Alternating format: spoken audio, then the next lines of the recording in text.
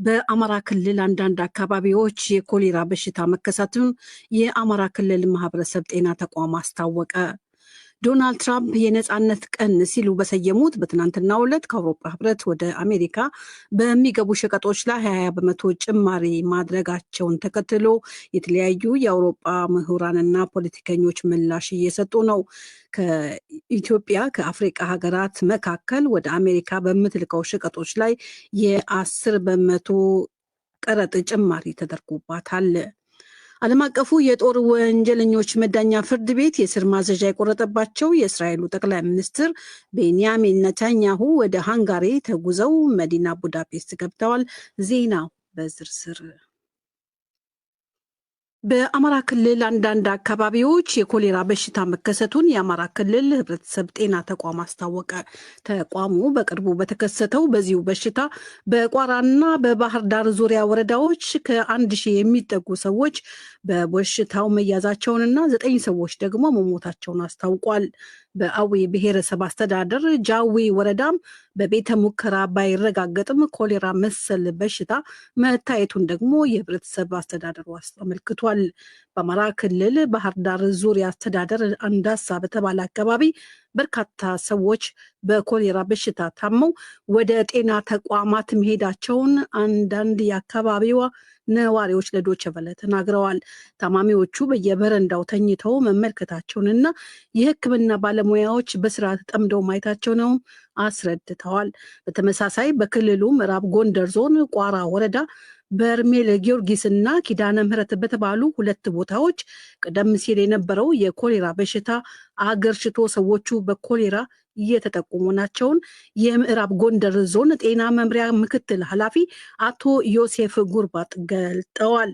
በአካባቢው የሃይማኖት አባቶች ጋር በተደረሰ ስምምነት መሰረት በአካባቢው ያለው የጸበል አገልግሎት ለጊዜው እንዲቆም ቢደረግም አንዳንዶቹ ፈቃደኛ ባለመሆናቸው በሽታው ሊቆም እንደቻለም አቶ ዮሴፍ አመልክተዋል። ሀገረ ስብከት አባቶች ጋር ጸበሉ ላይ ያለው እንቅስቃሴ መግታት በሚቻልበት ሁኔታ ላይ የዙን መቆጣጠር እስከምንችል ድረስ በጊዜው ጸበሉን መግታት በምንችልበት ሁኔታ ላይ ተወያይተን ላለፈው 1 ወር አካባቢ የሚሆን ሀገረ ስብከቱ ደብዳቤ ጽፎ ተወሰነ ጊዜ የሚስተካከሉ ነገሮች ስላሉ ጸበሉ ለጊዜው እንዲቆም የሚል ደብዳቤ የአማራ ክልል ህብረተሰብ ጤና ተቋም የበሽታዎችና የጤና ሁኔታዎች ምላሽ አሰጣጥ ባለሙያ ሲስተር ሰፊ ደርብ በአማራ ክልል በቋራና በባህር ዳር ዙሪያ ወረዳዎች በአጠቃላይ 960 ሰዎች በኮሌራ በሽታ መያዛቸውን መረጋገጡን አመልክተዋል። በበሽታው እስካሁንም 9 ሰዎች ህይወታቸው ማለፉን ሲስተር ሰፊ ተናግረዋል። እንግዲህ እንደ አዲስ የተከሰተው ከታህሳስ 24 2017 ዓ.ም ጀምሮ ነበረ የተከሰተው። እንግዲህ ቋራ ላይ ነበር መጀመሪያ የተከሰተው። ከዛ በኋላ ደግሞ መጋቢት 2 2017 ዓ.ም ጀምሮ ደግሞ ባህር ዳር ዙሪያ ወረዳ ላይ አንዳሳ እንደሚባል ቦታ ላይ ነው የተከሰተው። እንግዲህ እንደ ክልል ከታህሳስ 24 2017 ዓ.ም ጀምሮ እስከ መጋቢት 24 2017 ዓ.ም ድረስ ባለው መረጃ ከ960 በላይ የኮሌራ ታማሚዎች ተመዝግበዋል። እንግዲህ ከነዚህ ውስጥ ወደ 9 የሚሆኑት ህይወታቸውን በኮሌራ ምክንያት አጥተዋል። በአዊ ብሔረሰብ አስተዳደር የተከሰተው ኮሌራ መሰል በሽታ ምንነት በቤተ ሙከራ እየታየ መሆኑን አለምነው መኮንን ከስፍራው በላከልን ዘገባ አመልክቷል። ዓለም አቀፉ የጦር ወንጀለኞች መዳኛ ፍርድ ቤት የእስር ማዘዣ የቆረጠባቸው የእስራኤሉ ጠቅላይ ሚኒስትር ቤንያሚን ኔታንያሁ ወደ ሃንጋሪ ተጉዘው መዲና ቡዳፔስት ገብተዋል። ኔታንያሁ ወደ ሃንጋሪ ያቀኑት በሀገሪቱ ጠቅላይ ሚኒስትር ቪክተር ኦርባን ተጋብዘው ነው። የሃንጋሪው ጠቅላይ ሚኒስትር ቪክተር ኦርባን የእስራኤሉን ጠቅላይ ሚኒስትር ኔታንያሁን ወደ ሀገራቸው የጋበዙት ዓለም አቀፉ የጦር ወንጀለኞች ፍርድ ቤት ያስተላለፈባቸውን የእስር ትዕዛዝ ችላ በማለት ነው። በጋዛ ሰርጥ እየተካሄደ ካለው ጦርነት ጋር በተያያዘ የእስራኤሉ ጠቅላይ ሚኒስትርና የቀድሞ የመከላከያ ሚኒስትር ዮአብ ጋላንት እንዲሁም የተገደሉት የሐማስ ከፍተኛ አዛዥ መሐመድ ዲፍ በሰው ልጆች ላይ በተፈጸሙ ወንጀሎችና በሚካሄደው ጦርነት ላይ በተሰሩ ወንጀሎች መከሰሳቸው ይታወሳል። ፕሬዚዳንት ዶናልድ ትራምፕ የኢትዮጵያን ጨምሮ ከተለያዩ ዓለም ክፍሎች ወደ አሜሪካ በሚገቡ ሸቀጦች ላይ የቀረጥ ጭማሪ ጣሉ።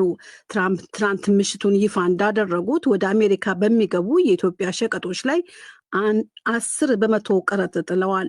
ከኢትዮጵያ በተጨማሪ ከኬንያ፣ ጋና፣ ግብፅና ሞሮኮ ወደ አሜሪካ የሚገቡ ሸቀጦች በተመሳሳይ 10% ቀረጥ ጭማሪ ተጥሎባቸዋል። ይህ መሰረታዊ የቀረጥ ጭማሪ ከመጋቢት 27 ቀን 2017 ጀምሮ ስራ ላይ ይውላል ተብሏል።